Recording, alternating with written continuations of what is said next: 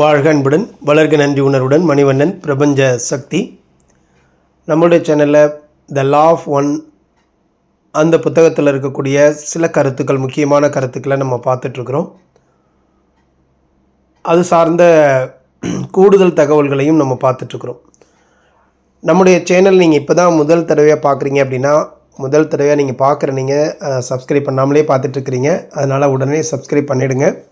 அப்படியே அந்த பெல் ஐக்கானை ஆல்னு கிளிக் பண்ணிவிடுங்க. அப்போ தான் உங்களுக்கு தொடர்ச்சியாக இதில் நம்ம போடக்கூடிய வீடியோக்கள் ஒவ்வொரு முறை போடுறப்பையும் உங்களுக்கான அந்த நோட்டிஃபிகேஷனை உங்களால் பெற முடியும். அடுத்ததாக நீங்கள் இந்த வீடியோவை முழுமையாக பாருங்கள்.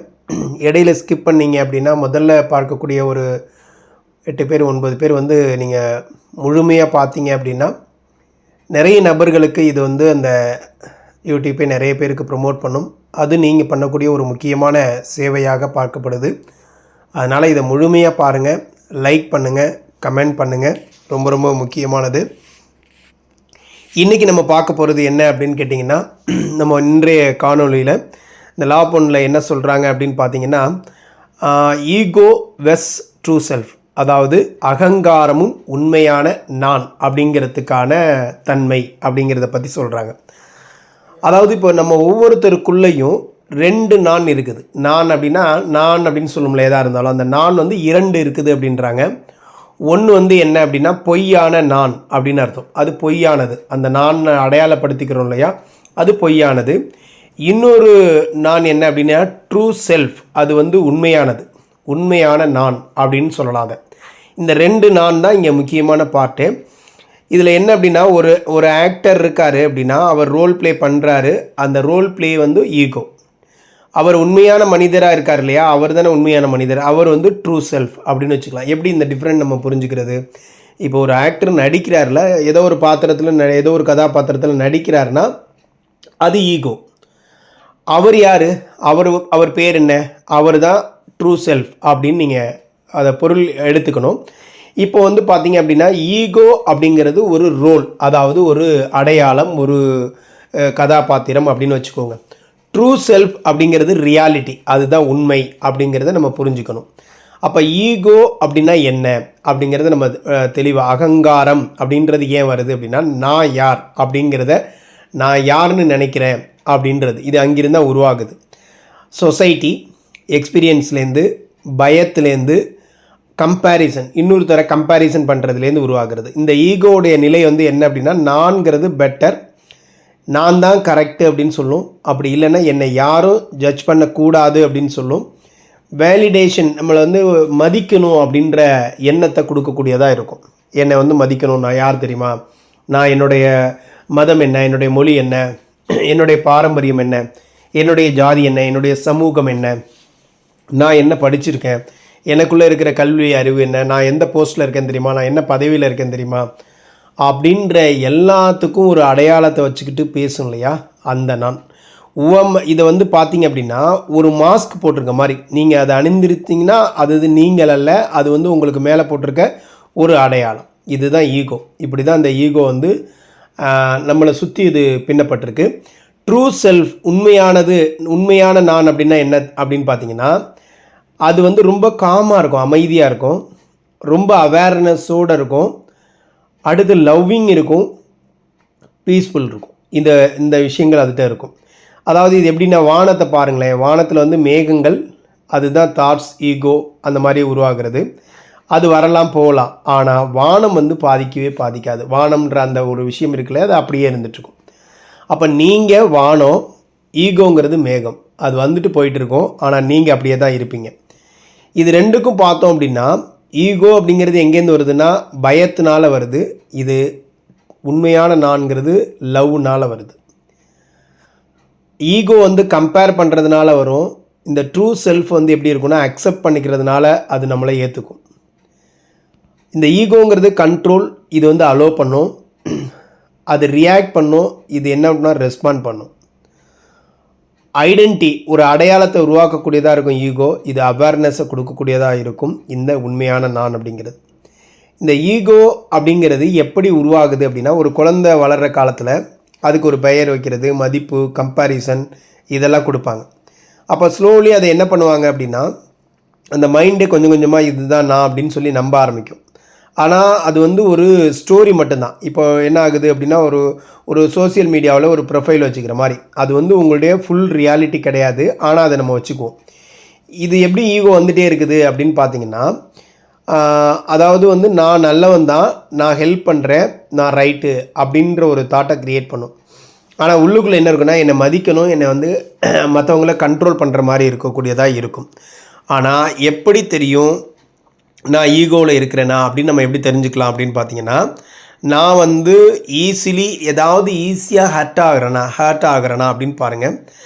நான் வந்து ப்ரூவ் பண்ணணும் அப்படின்னு ஏதாவது ஃபீல் பண்ணுறேனா, எதையாவது ப்ரூவ் பண்ணணும் அப்படின்னு ஃபீல் பண்ணுறேனா, அப்படி நான் ஏதாவது கம்பேர் பண்ணுறேன்னா எஸ் அப்படின்னா உங்ககிட்ட ஈகோ இருக்குது அப்படின்னு அர்த்தம்.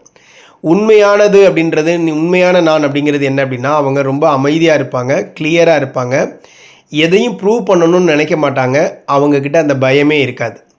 அப்போ ஒரு ஆழமான கடல் இருக்குது அப்படின்னா அது மேலே அலை இருக்கலாம், ஆனால் கீழே அமைதி இருந்துட்டுருக்கும்ல, அந்த மாதிரி இருப்பாங்க.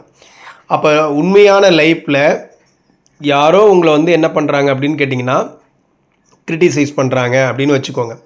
அப்போ வந்து என்னை எப்படி பேசுகிறான் அப்படின்னு சொல்லி உடனே கோபம் வந்துடும். ஆனால் உண்மையான நானுக்கு வந்து என்னென்னா, இதில் ஏதாவது உண்மை இருக்குதா அப்படின்னு சொல்லி ஒரு வாட்டி அதை அவேர்னஸோட அதுக்கு வந்து ரொம்ப காமாக அதை ரெஸ்பான்ஸ் பண்ணும். அப்போ இந்த சுச்சுவேஷனை அது எப்படி ரெண்டும் ஒரே சுச்சுவேஷன், ஆனால் ரியாக்ஷன் வந்து பார்த்திங்கன்னா ரெண்டுக்கும் டிஃப்ரெண்ட்டாக இருக்குது அப்படிங்கிறது தான் முக்கியம். அப்போ இதில் எப்படி இந்த ப்ராக்டிக்கலாக பார்க்கும்போது அவேர்னஸ், இது வந்து ஈகோ ரியாக்ஷன் கிடையாது, இது ஈகோ ரியாக்ஷன்.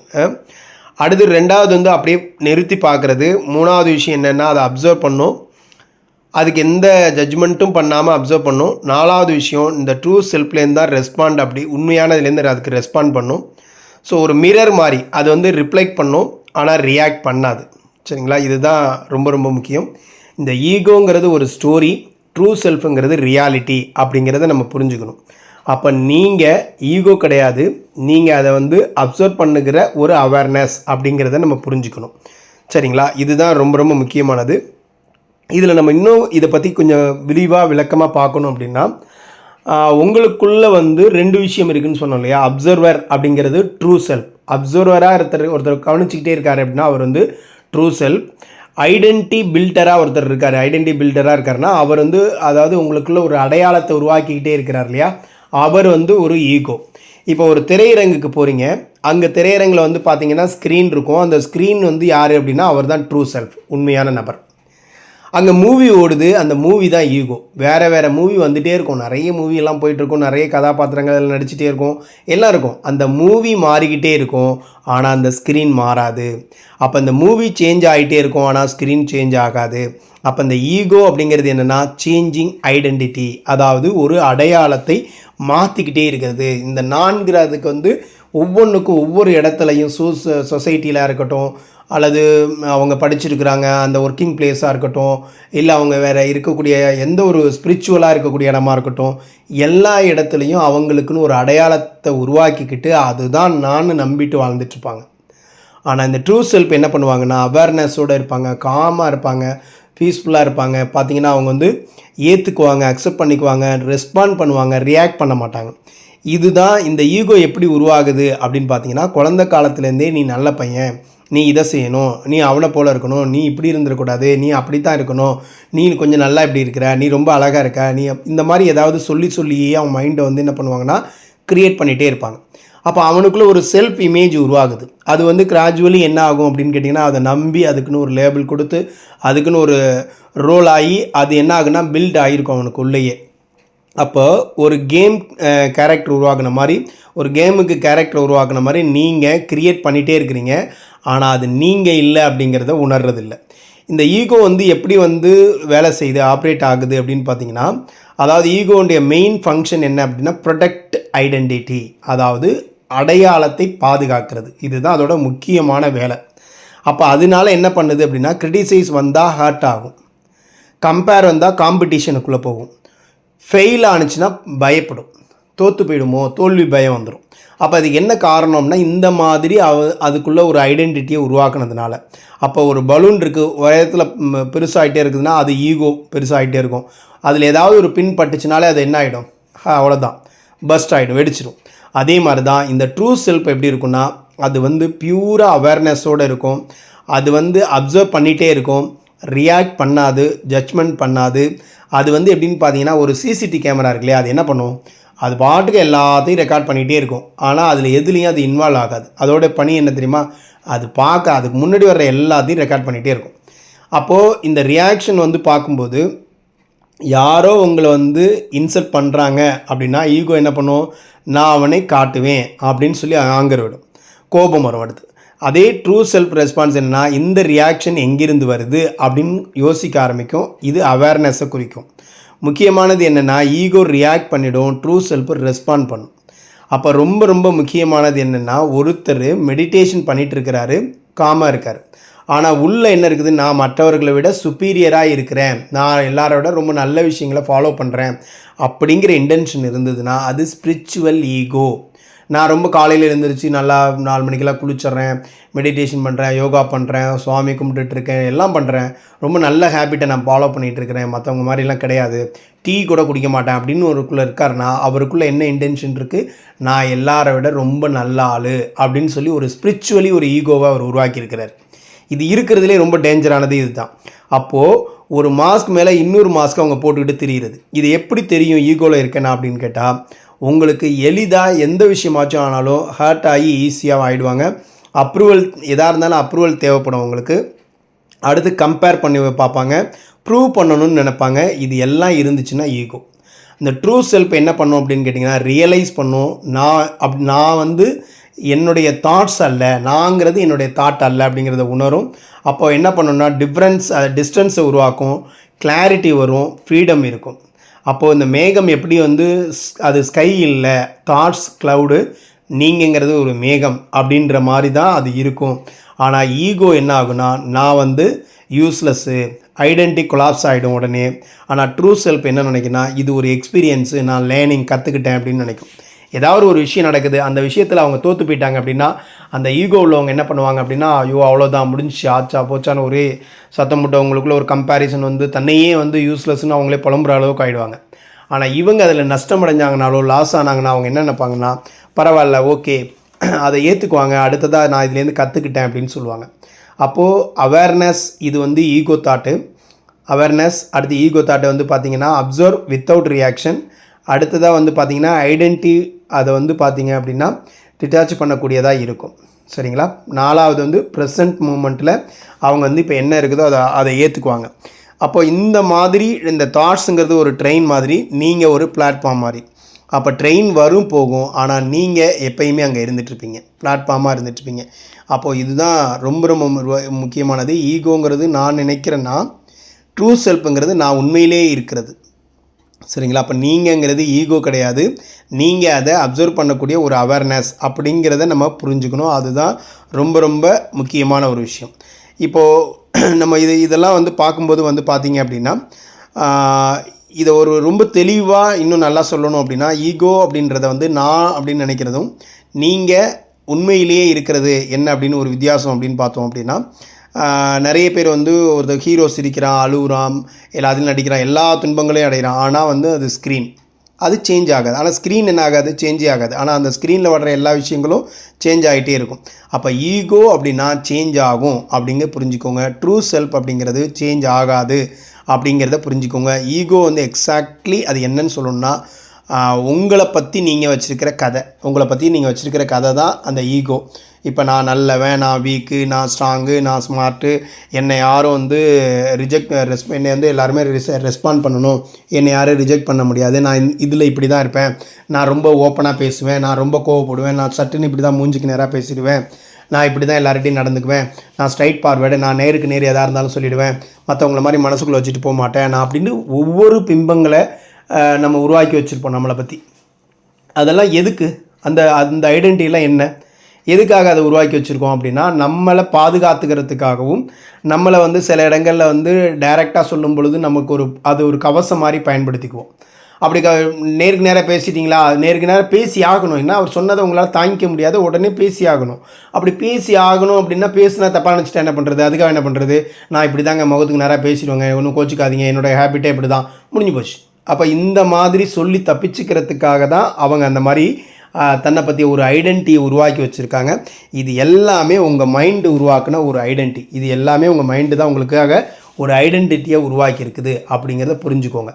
நிறைய இடங்களில் இந்த ஈகோ வர்றதுக்கான மிக முக்கியமான ரீசன் என்ன அப்படின்னா, நமக்குன்னு ஒரு அடையாளத்தை நம்ம உருவாக்கி வச்சுக்கிட்டு அதை உண்மைன்னு நம்பிக்கிட்டு அதுக்கு ஏதாவது பாதிப்பு வருது, இல்லை பயம் அது எதுவும் பாதிச்சிடுமோ அப்படின்னு நினைக்கிறது, அல்லது அதுக்கு பாதிப்பு வருது யாராவது தவறாக பண்ணாங்க அப்படின்னா அதை உடனே இல்லை உண்மையை சொல்லும் பொழுது அது பாதிப்பு அடையுதுன்னு சொன்னாலோ, இல்லை கம்பேர் பண்ணுறாங்க அப்படின்னு சொன்னாலோ அதுக்காக உடனடியாக நாம் அதுக்கு ரியாக்ட் பண்ணுறோம். ஸோ அதுக்கான ஒரு இதுதான் அந்த ஈகோ அப்படிங்கிறது. ஸோ இதுவே இந்த ட்ரூ செல்ஃப் அப்படின்னு பார்க்கும்போது அது கவனிக்கக்கூடியதாக இருக்கும், ரியாக்ட் பண்ணாது, ஜட்ஜ்மெண்ட் பண்ணாது. இப்போ கண்ணாடி பாருங்களேன், எதை பண்ணாலும் அது ரிஃப்ளெக்ட் பண்ணும், ஆனால் எதை பற்றியும் அது என்ன ஆகாது, அட்டாச் ஆகாது. ஈகோங்கிறது நான் இந்த மாதிரின்னு சொல்லும், ட்ரூ செல்ஃபுங்கிறது நான் அப்சர்வ் பண்ணுறேன்னு சொல்லும். ஈகோங்கிறது ரியாக்ட் பண்ணும், ட்ரூ செல்ஃபுங்கிறது அவேர்னஸாக இருக்கும். ஈகோங்கிறது சேஞ்ச் ஆகிட்டே இருக்கும், இது கான்ஸ்டண்ட்டாக அப்படியே இருக்கும். ஈகோங்கிறது பயத்தினால வரும், ஆனால் இது ரொம்ப அமைதியாக இருக்கும். கண்ட்ரோல்னாலே ஈகோ வரும், இது அலோவ் பண்ணும் எல்லாத்தையுமே. அப்போது ரியல் லைஃப்பில் ரொம்ப தெளிவானது என்ன அப்படின்னா, ஈகோ என்னை எப்படி பேசுகிறான் அப்படின்னு சொல்லி கோபம் வரக்கூடிய நிகழ்வுகள். இது என்னுடைய தாட் வருது, அதை பற்றி அவேர்னஸ் அப்சர்வ் பண்ணுறேனா அப்படின்னு நினைக்கக்கூடியது. அப்போது நீங்கள் சொல்ல முடிகிறதா, உங்களை பற்றி என்ன சொல்ல முடியுது, எனக்கு ஒரு தாட் வந்துச்சு அப்படின்னு சொல்ல முடியுதா?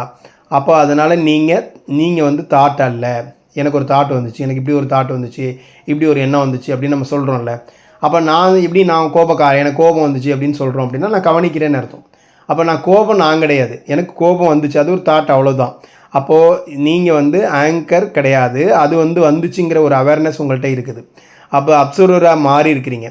ஈகோங்கிறது அட்டாச் ஆகும், அது தாட்ஸு, அதுக்கடுத்து பார்த்தீங்க அப்படின்னா எமோஷன்ஸ், ஐடென்டிட்டி, அது சொல்லும் இதுதான் நான் அப்படின்னு. ஆனால் உண்மையிலேயே யார் அப்படின்னு கேட்டிங்கன்னா அந்த ஆக்டர் ரோலில் லாஸ்ட் ஆகிட்டார். ஆனால் ட்ரூ செல்ஃப் எப்படி இருக்கும் அப்படின்னா அதோட எக்ஸ்பீரியன்ஸ் ரொம்ப சைலண்ட்டாக காமாக இருக்கும். அதுக்கு எந்த விதமான ப்ரூவ் பண்ண வேண்டியதில் ஃபியர்னஸ் இருக்காது. அது ஒரு தெளிவான வானம் மாதிரி இருக்கும். அதில் என்னென்ன மேகங்கள் வேணால் வந்துட்டு போயிட்டுருக்கலாம், ஆனால் அது இருக்காது. ரொம்ப முக்கியமாக பார்த்தீங்கன்னா நீங்கள் உங்கள் பெயர் இல்லை, நீங்கள் உங்களுடைய தாட்டு கிடையாது, நீங்கள் உங்களுடைய எமோஷன் இல்லை, அப்படிலாம் இருக்குதுன்னு நீங்கள் நினச்சிக்கிட்டு இருக்கிறீங்க இல்லையா, அதுதான் ஈகோ. அப்போ அது எல்லாத்தையும் கவனித்து கொண்டு இருக்கக்கூடிய ஒரு அவேர்னஸ் அப்படிங்கிறத நீங்கள் புரிஞ்சுக்கிட்டிங்கன்னா இப்போ இதில் உங்களுக்கு ஒரு நல்ல தெளிவு கிடைக்கும். சரிங்களா? அப்போ நம்ம இது நாள் வரைக்கும் நம்ம என்ன நினச்சிட்ருக்கோம் அப்படின்னா இதெல்லாம் நம்மளுடைய வாழ்க்கையில் நம்ம உருவாக்கின படிப்பு, நம்ம பார்த்துட்ருக்கிற வேலை, இல்லை நம்ம பொருளாதார ரீதியாக இருக்கிறது, நம்ம குடும்பம், பின்னணி, கலாச்சாரம், இது எல்லாம் தான் நான் அப்படின்னு நினச்சிட்ருக்கோம். நான் இந்த மாதிரி கொள்கையில் இருக்கேன், நான் இந்த மாதிரி கொள்கை உடையவன், நான் இப்படி தான் நான் இருப்பேன், இது என்னுடைய பாலிசி. இதெல்லாம் என்ன பாலிசி, எதுக்காக உருவாக்கியிருக்கோம்? நம்மளை நல்வழிப்படுத்துறதுக்கும் நம்மளை சுற்றி இருக்கிறவங்களுக்கு நல்ல பயன் கிடைக்கிறதுக்காக உருவாக்கியிருக்கோம். ஒருவேளை சுற்றி இருக்கிறவங்களுக்கு நம்ம உருவாக்குனதுனால நல்லது கிடைக்கலன்னா நம்ம பாலிசி மாற்றுறதுல தப்பு இல்லையே, நம்மளோட கொள்கையை மாற்றிக்கிறதுல தப்பு கிடையாது. ஆனால் நான் மாற்ற மாட்டேன்னு சொல்கிறது தான் ஈகோ. நான் மாற்றிக்கிறேன், எல்லாருக்கும் பயன் கிடைக்கணும், நான் மாற்றிக்கிறேன் அப்படின்னு சொல்கிறது தான் ரியல் ட்ரூ செல்ஃப். அதுதான் உண்மையானது. அப்போ அது டக்குன்னு அதுக்கு தகுந்த மாதிரி மாறும். ஸோ அதுக்கு தகுந்த மாதிரி அக்செப்ட் பண்ணும், சுற்றி இருக்கிறத அக்செப்ட் பண்ணும், ஏற்றுக்கும். அதுதான் அதோட விஷயம். அங்கே அது ரெஸ்பாண்ட் ரியாக்ட் பண்ணாது. இது மாதிரிலாம் இருக்காங்களேன்னு அதுக்கு ஒன்று கோபம் ரியாக்ட்லாம் பண்ணாது. அப்போது ஆனால் இந்த ஈகோ நம்மளுக்குள்ளே வளர விட்டோம், அகங்காரத்தை வளர விட்டோம் அப்படின்னா அது நம்மளை எல்லாத்துலேயும் அழிச்சிடும். உங்களால் புதுசாக எந்த விஷயத்தையும் கற்றுக்க முடியாது, உங்களால் ஒரு புதிய ஒரு இடத்துக்குள்ளே போக முடியாது, நீங்கள் ஒரு நல்ல விஷயத்த பண்ண முடியாது, உங்களால் ஒரு நல்ல தலைமைத்துவத்தை எடுத்துக்க முடியாது. அப்போ ஒரு நல்ல தலைமைத்துவமாக இருக்கட்டும், எதாக இருக்கட்டும், எந்த ஒரு விஷயத்துக்குள்ளே நீங்கள் பெருசாக போகணுன்னாலும் அங்கே உங்களுடைய அகங்காரம் இருந்துச்சுன்னா அது எல்லாத்தையுமே அழிச்சிடும். அகங்காரம் அப்படிங்கிறது சொல்ல போனோம் அப்படின்னா நம்மளுடைய தலையில் இருக்கக்கூடிய, அது சொல்லுவாங்க இல்லையா, இந்த காளிங்கன்கிற நாகத்தை பற்றி சொன்னார் இல்லையா கிருஷ்ணர், அது மாதிரி அது எல்லாருடைய தலையிலையும் இருக்கும். அதை நீங்கள் அடக்கலை அப்படின்னா அது உங்களை விழுங்கிடும். அப்போ அந்த அகங்காரத்தை நாம் எப்படி அடக்கிறோம் அப்படின்னா நம்மளுடைய பயிற்சி. நான் உண்மை கிடையாது, அந்த ஈகோங்கிறது நான் கிடையாது, நான் என்னுடைய ரியலாக நான் என்னவாக இருக்கிறேன், அந்த தாட் வருது போகுது, நான் வெறும் அதை கவனிக்கக்கூடிய ஒரு நபராக மட்டும்தான் இருக்கிறேன், இதனால் நான் எந்த பாதிப்பும் அடைகிறது கிடையாது, நான் எப்பொழுதும் எப்படி இருக்கிறனோ அப்படி தான் இருக்கிறேன் அப்படிங்கிற ஒரு ரியாலிட்டியை நம்ம என்றைக்கு உணர ஆரம்பிக்கிறோமோ அப்போது நீங்கள் உங்களை சுற்றி என்ன நடந்தாலும் நீங்கள் அமைதியாக இருப்பீங்க. ரெஸ்பாண்ட் பண்ணுவீங்க, ரியாக்ட் பண்ண மாட்டீங்க. ஸோ இதுதான் உங்ககிட்ட ஒரு ரொம்ப ஒரு அற்புதமான மாற்றத்தை கொடுக்கக்கூடியதாக இருக்கும். இந்த நம்மளுடைய அகங்காரத்திற்கும் இந்த உண்மையான நானுக்கும் என்ன வித்தியாசம், அந்த ட்ரூ செல்ஃபுக்கு என்ன அப்படிங்கிறத நம்ம இன்றைக்கி பார்த்துருக்கோம். இதை தாண்டி இன்னும் நிறைய விஷயங்களை உங்கள் கூட நான் ஷேர் பண்ணிக்க தயாராக இருக்கிறேன். ஸோ இதை நல்லா முழுமையாக பார்த்துட்டு உங்களுக்கு தெரிஞ்ச ஃப்ரெண்ட்ஸ் அண்ட் ரிலேட்டிவ்ஸுக்கு இதை ஷேர் பண்ணுங்கள். ஸோ தொடர்ந்து இணைந்திருங்கள். மீண்டும் உங்களை சந்திக்கும் வரை உங்கள் மணிவண்ணன். நன்றி.